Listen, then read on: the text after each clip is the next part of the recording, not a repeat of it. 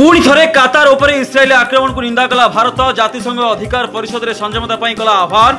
गतकाली भारत जातिसंघ मानवाधिकार परिषद को कहिछि जे यहा दोहा उपरे इस्राएल आक्रमण को कातार सार्वभौमत्वर उल्लंघन भाव में स्पष्ट भाव में निंदा करे। गत सप्ताह में प्रधानमंत्री नरेंद्र मोदी कातार नेतृत्व सहित एक फोन कॉल माध्यम प्रथम देथिबा निंदा को पुनर्बार दोहराई।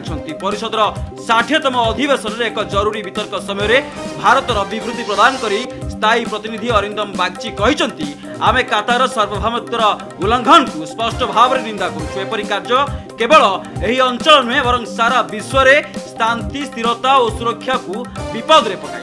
पुणी थरे कातार उपरे इस्राएल आक्रमण को निंदा कला भारत। जातिसंघ अधिकार परिषद रे संयमता पई कला आह्वान।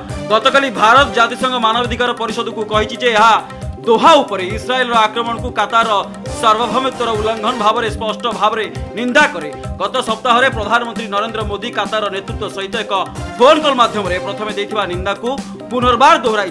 परिषदर 60तम अधिवेशन में एक जरूरी वितर्क समय भारतर विवृत्ति प्रदान करी स्थायी प्रतिनिधि अरिंदम बागची कहते आमे कातार सार्वभौमत्वर उल्लंघन को स्पष्ट भाव में निंदा करुछु। एपरि कार्य केवल यही अंचल नुहे बरं सारा विश्व में शांति स्थिरता और सुरक्षा को विपद में